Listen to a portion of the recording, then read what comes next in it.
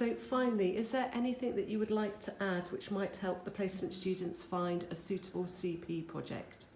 Yes, so my one would be to start early as possible in terms of searching for your project, because we can imagine that you're full of ideas after placement and your mind's absolutely exploding with ideas to pursue. So just make sure you think about it early on, and then if you do have any questions, just talk to your supervisor about it. They obviously give you sound advice all the time, and then they can point you in the right direction if you're unsure. And I'd say think about feasibility. It's definitely an aspect you need. So obviously we're with the Gillingham Town team. Gillingham's North Dorset, and we wouldn't want to be travelling much further. With technology, obviously, it's easier to communicate, and we do it on a weekly basis. But definitely make sure it's not going to cost you too much money. Because as a student, the pennies are tight. So make sure it's not going to cost you a lot to get there all the time, and it's not a long journey. So definitely think about how feasible it is to be in contact with them all the time.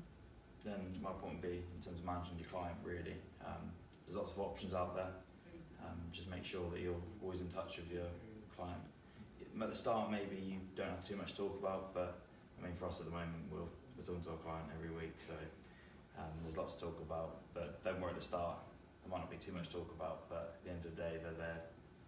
They want something from you as well, so it goes both ways. And pick something you're enthusiastic about. That would really help because you're going to be spending a lot of time on it. Yeah. And you need something that you can think, do you know what, I have knowledge on this and I can really make a difference, and it's something that I really enjoy doing.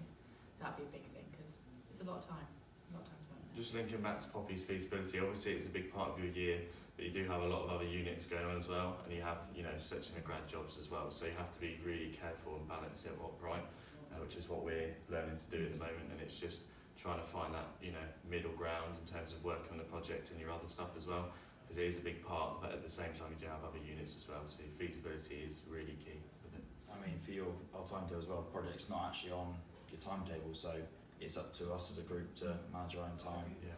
I mean, when we used to have 9 to 10 in the morning, we then used to go home and that was it, it's done for the day. Yeah. Level 4 and 5 are used to just go at finishing off once you finish your day, because project's not on our timetable, you think you finish and then you realise, project's due. There's always something to do. Keep that in mind as well. Which obviously helps when you've just come off placement, and obviously for us it's another mini placement, and we're always doing something, and then it's going to help in the future after you finish level 6, and then great satisfaction knowing that it's going to go a long way helping the community once we're finished as well. Yeah. Great, that's super. Thank you very much for your time today, guys, and all the very best with your project for level 6. Thank you. Yeah, thank you.